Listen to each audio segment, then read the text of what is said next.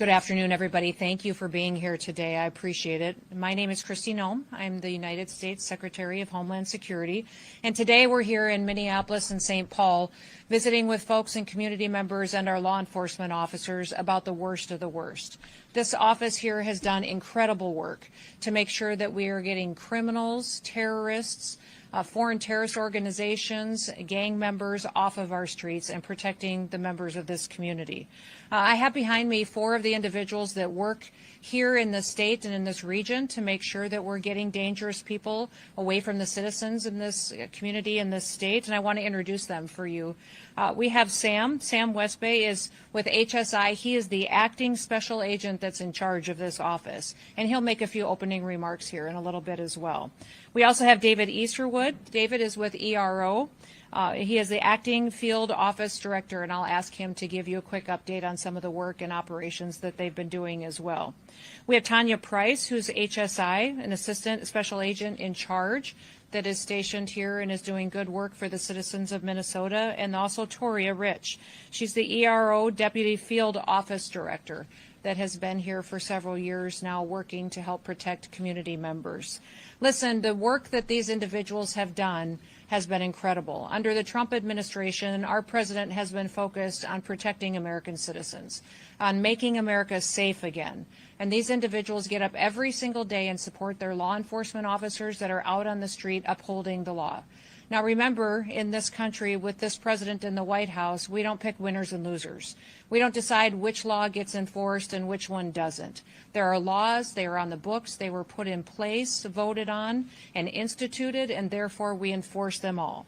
If members of Congress, senators, governors don't like the law, then they should go through the work of changing them and telegraphing and communicating to their members that live in their communities why it needs to be changed. So today, these officers have done incredible work to make sure they're protecting our next generation of Americans. Just since January, they have removed over 4,300 individuals off of our streets who have been arrested and were committing crimes and here illegally in this country. 3,316 had criminal histories, which means they were out there perpetuating violence against citizens here, and now they're no longer doing that because of the work of these law enforcement officers. Of those individuals, 98 of them were gang members, members of foreign terrorist organizations as designated by the Trump administration. Also, 11 of those individuals were known or suspected terrorists, people who will not be able to commit those atrocities here in the United States because we were out on the streets arresting them and removing them and bringing them to justice. 2 of the individuals that have been arrested just since January were foreign fugitives, which means other countries were wanting them for violent crimes and looking for them, and they were able to locate them and send them home to their countries to face justice as well. Our officers are in the streets every single day doing difficult work to make sure that our laws are upheld and that families are protected. Since January, 515,000 have been arrested and deported across this country and removed for breaking our laws. 70% of those individuals had pending or criminal charges against them. I'll talk about a few of the worst that have been removed from this area, but I want you to know that the individuals that have been arrested and removed have had crimes and charges against them such as murder, assaults, homicides, robberies, carjackings, and shootings. And all of those numbers in this community in Minneapolis and St. Paul, those numbers have only gone up since 2019. Under the leadership of Mayor Fry, under the leadership of Governor Walz, more violent crimes are being perpetuated in these communities because of their refusal to defend American citizens. Regardless, our federal officers, our ICE officers, ERO, HSI, in partnership with our Department of Justice agencies and other individuals throughout the federal government, we will continue to do the work to make sure that these criminals are removed from our communities. I want you to look at these posters that we have up here at the front of the room. One of the individuals, his last name is Munoz. He's from Mexico, and he was brought in and arrested for charges of homicide. Another one is Hernandez Rivieras from El Salvador. The charges against him are human slavery and trafficking of individuals in this country. Garcia's in front of us as well. His last name is Garcia Oliver from Mexico. He's been wanted and charged with sexual assault. And then another individual in front of us on these posters in front of us is Gonzalez Rivas. He's from El Salvador and is wanted for assault. These individuals have been arrested because of these individual law enforcement officers in our community and will be brought to justice and deported from our country, never to return. We also had operation that has been working in this area specific to visa fraud. Visa fraud has been very rampant in these cities, and the USCIS agency has worked on Operation Twin Shield, which is a first of its kind visa fraud operation that has gone out and investigated those who maybe came into this country under wrong paperwork or overstayed and refused to leave, and they utilized fraud to do so. It has been incredible the work that these officers have done in conjunction with the United States Citizenship and Immigration Services to make sure that those individuals no longer get to break our laws and aren't held to consequences of it. The violence against our law enforcement officers has gone up 1,000% in recent days, which means because of the rhetoric of politicians in Washington, D.C., but also here locally, our law enforcement officers have been demonized. And because of that, the consequences of the violence that they've had to face has been overwhelming for them at times. I'm here today to ask all of the people in Minnesota, all of the people in the Midwest and throughout our country to support your law enforcement officers, to support them and help protect them as they go out and do their jobs. Each and every single one of them took an oath. They took an oath to support and to defend this country, to defend their communities and protect people, and that's what they're doing every day when they go out and they enforce the law.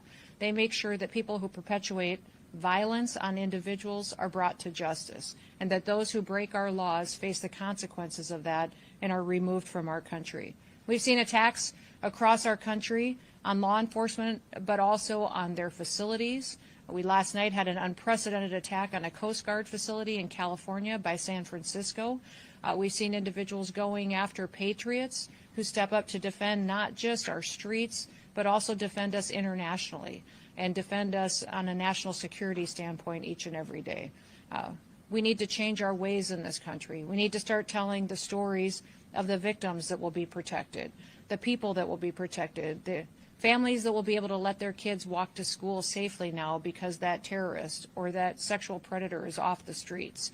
We need to start talking about these families that need justice for the lost loved ones in their lives. And we need to make sure that we're talking and sitting at a table coming up with solutions on what we can do to make America safe again. Violent protests, violent attacks and riots, and attacks on our law enforcement officers shouldn't be happening in this country. This country was founded on freedom and liberty and raising individuals who can be examples to others of the way that we should live. The Midwest and the Minnesota has always been proud of that, and I think that we can continue to set an example by new agreements that we can reach with law enforcement agencies, but also this city and this governor, by making sure that we're enforcing our laws and that we have partnerships together. In fact, we've been very encouraged by the fact that we have one of our local counties that has signed a 287G program to help us be able to make sure we're getting criminal, illegal aliens off of our streets and out of our communities and off of our roads so that we can protect individuals going forward. The people of this state deserve peace, and I'm hopeful that we'll continue to see that through the good work of these law enforcement officers in front of us. If you get the chance today, thank someone who defends our laws. Our laws matter, and if we don't like them, we change them, but in the meantime, we're going to continue to work to make America safe again. With that, I want to turn it over to Sam, who's going to talk a little bit about some of the work that this office in particular has done, and I'll let him do that, and then we'll go to David as well. Thank you, Sam. Good afternoon.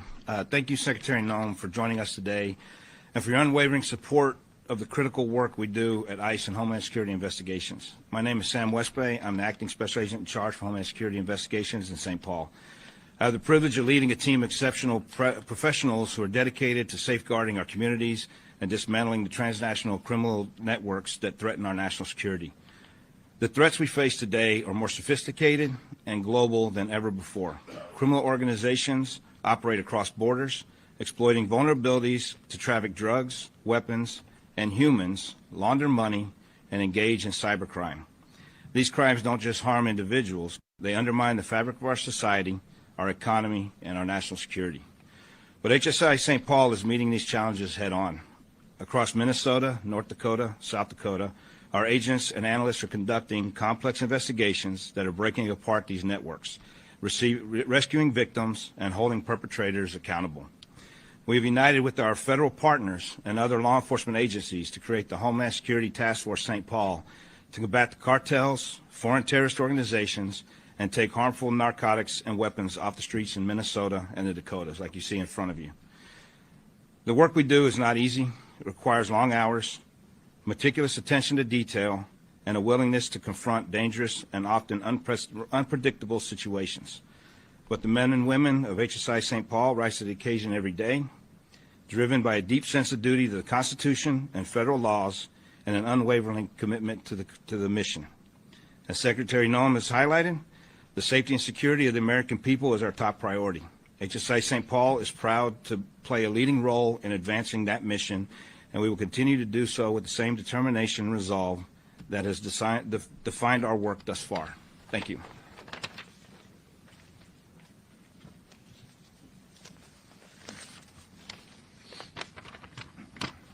Good afternoon.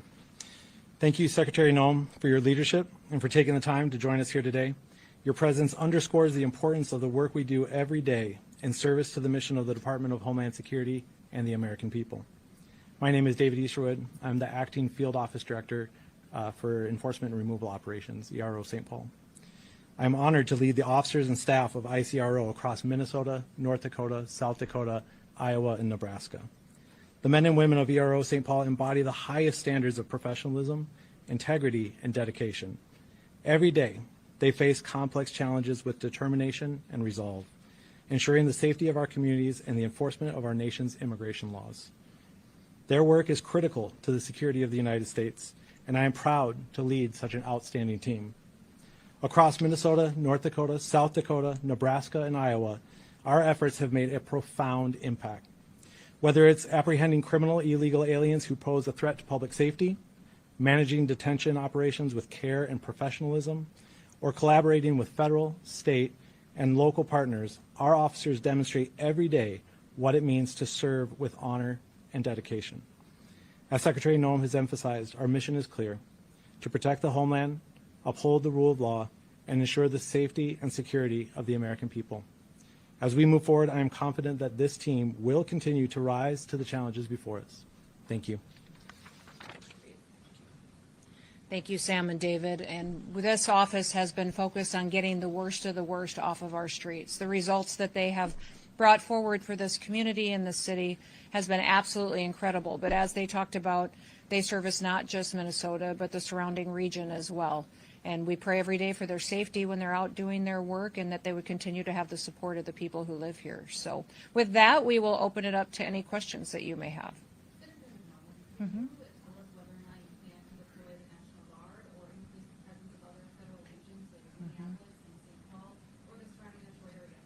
You know, it's up to the president on if he believes that National Guard should be deployed to any situation in any city across our country. But we do have an increase of federal officers that will be coming. As you know, we had a big bill passed through Congress that allocated to us 10,000 new ICE officers across the country.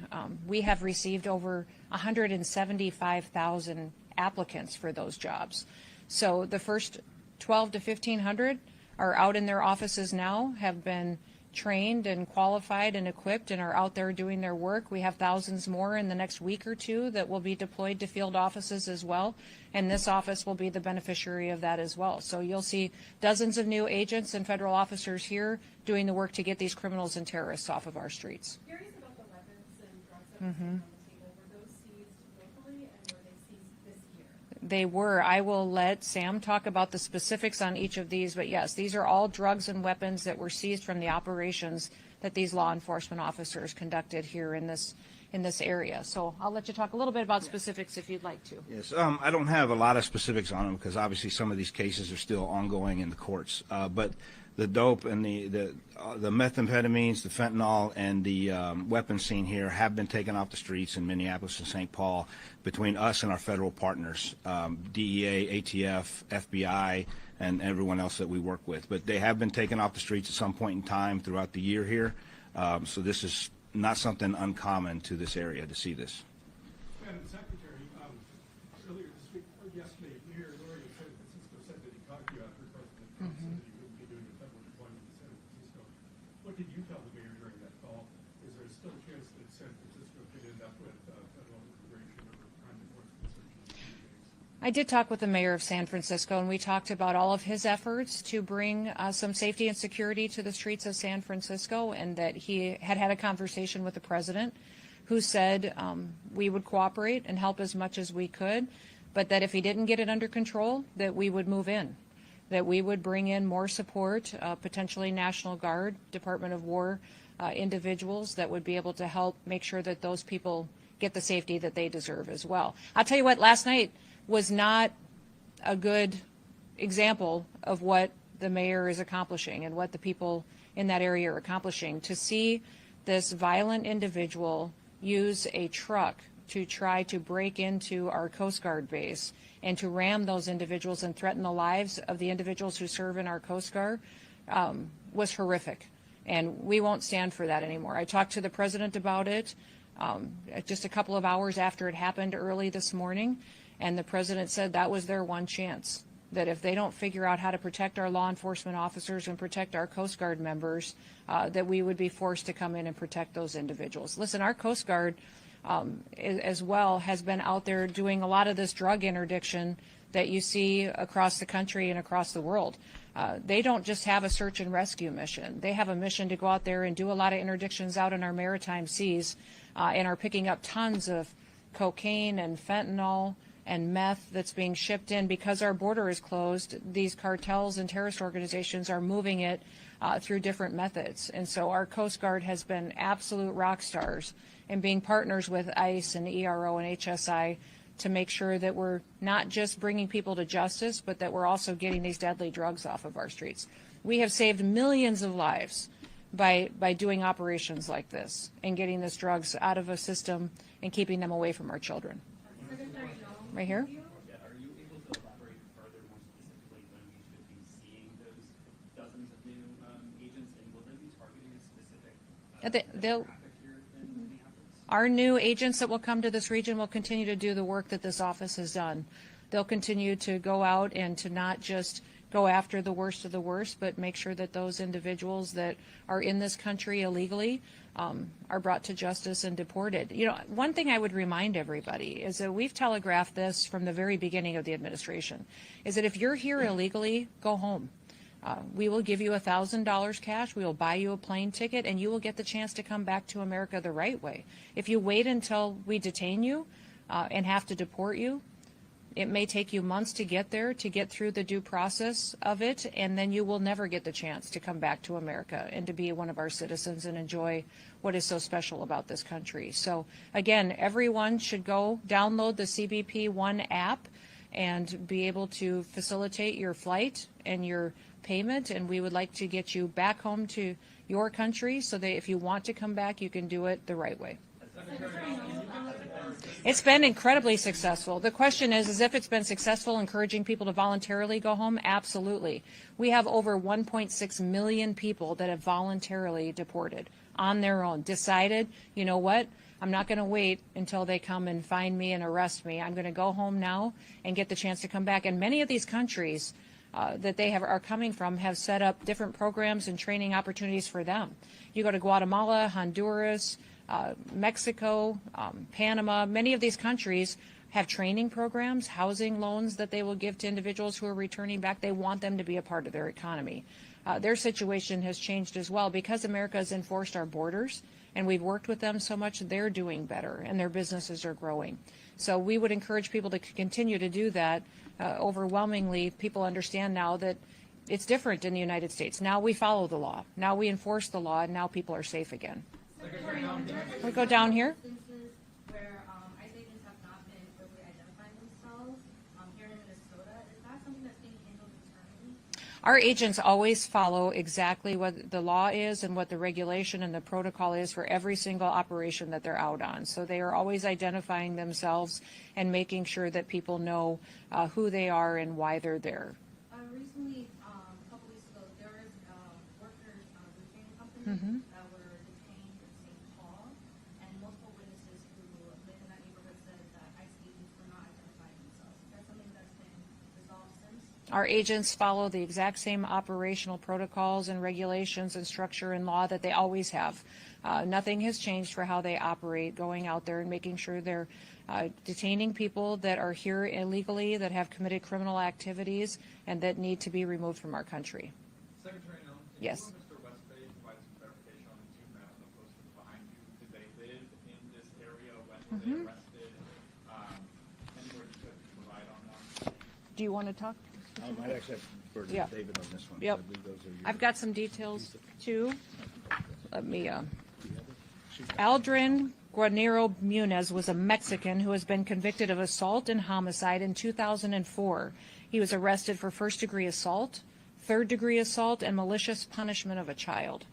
In 2005, convicted of second-degree murder and sentenced to 32 years in prison. In 2015, arrested for 2 counts of third-degree assault. In 2016, again, convicted of third-degree assault and sentenced to 21 months in prison. And yes, the individual was arrested under this administration since President Trump has come in. The next one, Jose Hernandez Rivas, an El Salvadorian illegal alien convicted of human slavery and trafficking. In 2023, he was convicted of 1 count of labor or sex trafficking, which is a felony, and he was sentenced to 10 to 12 years of prison, again arrested with this administration. I'll remind you that our detainers that we have on individuals here are not being honored by the state. So when an individual, we lodge a detainer against someone that's going to be released back out onto the streets, this state is not honoring those detainers, correct? Which means those dangerous criminals are released and we have to go out and find them. We wish the state would change their position on that. Francisco Garcia Olivier, an illegal alien from Mexico, was convicted of sexual assault. In 2021, convicted of attempted sexual assault in the first degree and sexual assault on a child of the third degree, and sentenced to 12 to 14 years in prison. And the last one is David Gonzalez Rivas, illegal alien from El Salvador, pending charges for assault, additional pending charges including drug possession, weapons possession, and also that includes a felony charge of carrying a concealed weapon. So, yes. One last question. Who wants to be the last one? Yes, sir. During the October 18th raid in Wilder, Idaho, multiple parents say that their children, as young as 10, was hypnotized for up to 4 hours. Other parents say they were frustrated and unable to care for their kids. Most of them were U.S. citizens who were later released. Does ICE have any policies on treatment of minors during raids? And if so, do you make sure that your partner agencies are aware of the rules ahead of time? Absolutely. Those children, absolutely, that never happened. That's a fake story. That is not true. Children have never been zip tied, and that will not happen in the future.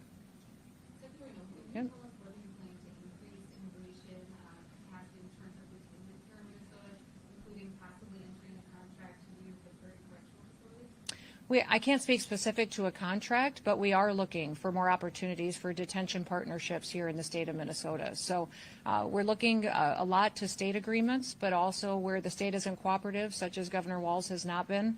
I would say we're looking for sheriffs, local communities, smaller towns that may have the ability to help provide and partner with us because they know so many of these individuals that are dangerous in their communities, and they can work with us to make sure that we're meeting not just their law enforcement needs, but also we're getting those people out of their area as soon as possible. Yep.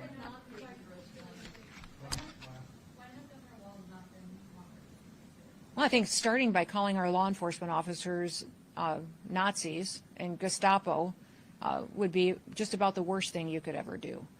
When you have someone who has taken an oath to give their life to defend communities and to defend this country and our Constitution, that's a horrible thing to say. And I haven't heard him apologize for it yet either. But if he would sign agreements with us to have our backs out on operations, that he would help with the safety and the security of our federal officers when they're out there protecting people and making sure that we're focused on getting the worst of the worst off our streets as soon as possible, that would be absolutely wonderful. That would be a sea change that would be fundamental because I don't know how he sleeps at night. I don't know how he goes to bed knowing that he's letting these people walk these streets and there can be more victims the next day. I hope that the next family who loses their child to the drugs that are on this table or illegal weapons that are on the streets doesn't have to put up with a governor like that. Thank you so much. Thank you, everybody. appreciate it. Thank you so much. Did you have anything that you wanted